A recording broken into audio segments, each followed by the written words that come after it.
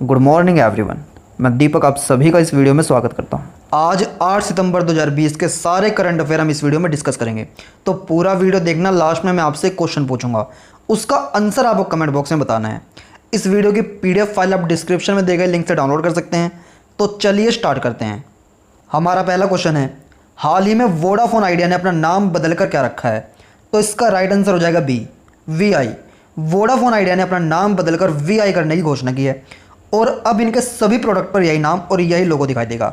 इन्होंने वोडाफोन का V और आइडिया का I उठाकर यह नया नाम बनाया है, VI। अच्छा, वोडाफोन और आइडिया पहले दो अलग अलग कंपनियां थी, लेकिन 2018 में इन्होंने अपनी कंपनीज मर्ज करके एक नई कंपनी वोडाफोन आइडिया के नाम से बनाई थी और इसी का नाम अब 2 साल बाद बदलकर इन्होंने VI किया है। अच्छा, आप सभी को पता होगा कि ये टेलीकॉम कंपनीज जितनी भी होती हैं, इन सभी के ऊपर कर्जा बहुत चढ़ा होता है, जिसे इन्हें सरकार को चुकाना होता है। तो ये कर्जा चढ़ता कैसे है? तो जितनी भी ये टेलीकॉम कंपनीज होती हैं, उन्हें अपनी लाइसेंस की फ़ीस जमा करवानी होती है।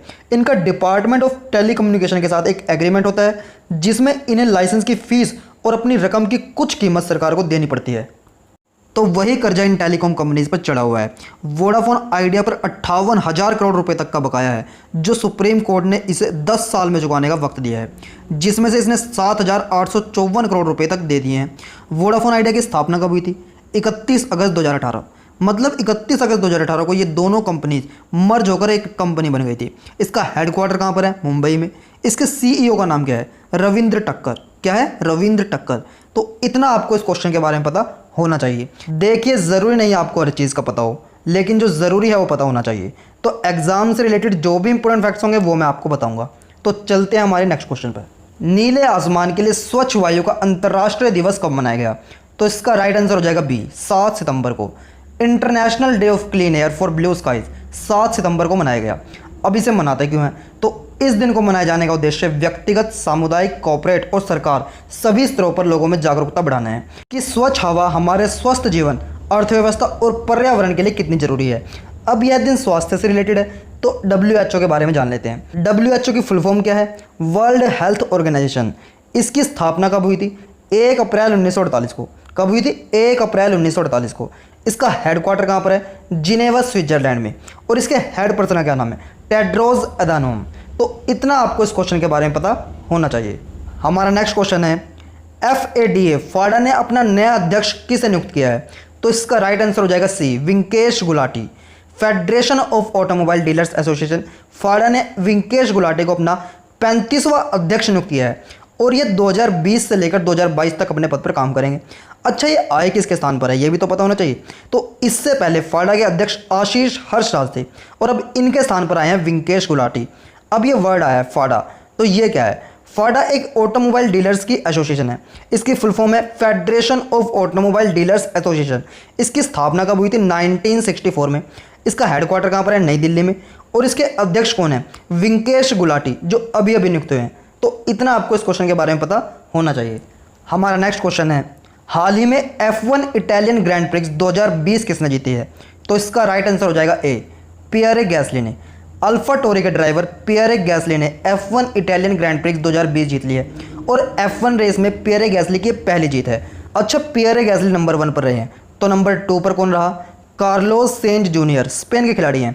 अच्छा, इस रेस में लुइस हैमिल्टन के स्थान पर रहे हैं, तो वो रहे हैं 7वें स्थान पर। मर्सिडीज के ड्राइवर लुइस हैमिल्टन गलत ट्रैक पर चले गए थे, जिस कारण 10 सेकंड तक उन्हें रोक कर रखा, इसलिए लुइस हैमिल्टन 7वें नंबर पर रहे हैं। अच्छा, अभी F1 बेल्जियम ग्रांड प्रिक्स हुई थी, वो किसने जीती थी? तो वो जीती थी लुइस हैमिल्टन ने।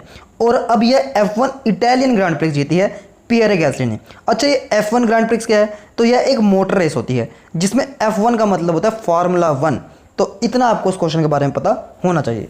हमारा नेक्स्ट क्वेश्चन है, हाल ही में इंग्लैंड के किस क्रिकेटर ने संन्यास लेने की घोषणा की है? तो इसका राइट आंसर हो जाएगा सी, इयान बेल। इंग्लैंड के क्रिकेटर इयान बेल ने 2020 के डोमेस्टिक क्रिकेट समाप्त होने के बाद क्रिकेट के सभी फॉर्मेट से संन्यास लेने की घोषणा की है। इन्होंने 2004 में डेब्यू किया था और इन्होंने 118 टेस्ट, 161 ODI और 8 T20 मैच खेले हैं। चलते हैं हमारे नेक्स्ट क्वेश्चन पर। हाल ही में टोकन सैनिटेशन की शुरुआत किसने की है? तो इसका राइट आंसर हो जाएगा सी, लखनऊ मेट्रो ने। लखनऊ मेट्रो यात्रियों की सुरक्षा के लिए टोकन सैनिटेशन के लिए पराबैंगनी किरणों का उपयोग करने वाली भारत की पहली मेट्रो सेवा बन गई है। अब ये लखनऊ मेट्रो ने सेवा शुरू की है। तो मैंने आपको पहले भी कई बार बताया है, लखनऊ किस नदी पर स्थित है? लखनऊ गोमती नदी पर स्थित है। और लखनऊ उत्तर प्रदेश की कैपिटल कब बनी थी? तो 1920 में। इससे पहले उत्तर प्रदेश की कैपिटल थी इलाहाबाद, जिसका नाम अभी बदलकर प्रयागराज कर दिया है। हमारा नेक्स्ट क्वेश्चन है, हाल ही में किस फिल्म निर्माता का निधन हुआ है? तो इसका राइट आंसर हो जाएगा ए, जॉनी बख्शी। फिल्म निर्माता जॉनी बख्शी का 82 वर्ष की उम्र में निधन हो गया। उन्हें डाकू और पुलिस और खुदाई जैसी फिल्मों के निर्देशन के लिए जाना जाता है। उन्होंने मंजिलें और भी हैं, रावण और फिर तेरी याद आई जैसी कई फिल्में बनाई, लेकिन अभी शनिवार को उनकी हृदय गति रुकने से उनका निधन हो गया। तो चलते हैं हमारे नेक्स्ट क्वेश्चन पर। हमारा नेक्स्ट क्वेश्चन है, हाल ही में 10 सप्ताह का डेंगू विरोधी अभियान कहाँ शुरू हुआ है? तो इसका राइट आंसर हो जाएगा बी, दिल्ली में। दिल्ली में हर बार की तरह फिर से 10 सप्ताह का डेंगू विरोधी अभियान शुरू हुआ है। अब ये अभियान क्या है? तो इस अभियान में 10 हफ्तों तक हर रविवार को 10 बजे 10 मिनट के लिए अपने अपने घरों की चेकिंग करनी है।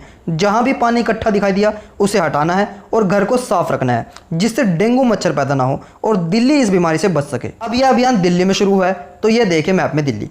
दिल्ली के चीफ मिनिस्टर कौन है? अरविंद केजरीवाल। दिल्ली के लेफ्टिनेंट गवर्नर का नाम है अनिल बैजल। क्या है? अनिल बैजल। अच्छा, दिल्ली भारत की राजधानी कब बनी? वैसे तो जॉर्ज पंचम ने 1911 में दिल्ली को भारत की राजधानी घोषित किया था, लेकिन दिल्ली पूर्ण रूप से भारत की राजधानी 1931 में बनी और इससे पहले भारत की राजधानी कोलकाता थी। तो इतना आपको इस क्वेश्चन के बारे में पता होना चाहिए। कल मैंने आपसे एक क्वेश्चन पूछा था, इंग्लिश प्रो मोबाइल ऐप किसने लॉन्च की है? तो हमारे केंद्रीय शिक्षा मंत्री रमेश पोखरियाल ने English pro mobile app launch की है। मैं हर वीडियो के लास्ट में एक क्वेश्चन पूछता हूं, जिसका आंसर आप कमेंट बॉक्स में बताया करो, क्योंकि जितना आप खुद लिखोगे उतना आपको याद रहेगा। तो हमारा आज का क्वेश्चन है, हाल ही में बजाज अलियांज ने किसे अपना ब्रांड एम्बेसडर बनाया है? तो इसका आंसर आपको कमेंट बॉक्स में बताना है। तो चलिए कल मिलते हैं नेक्स्ट करंट अफेयर के साथ। तब तक के लिए बाय बाय, टेक केयर।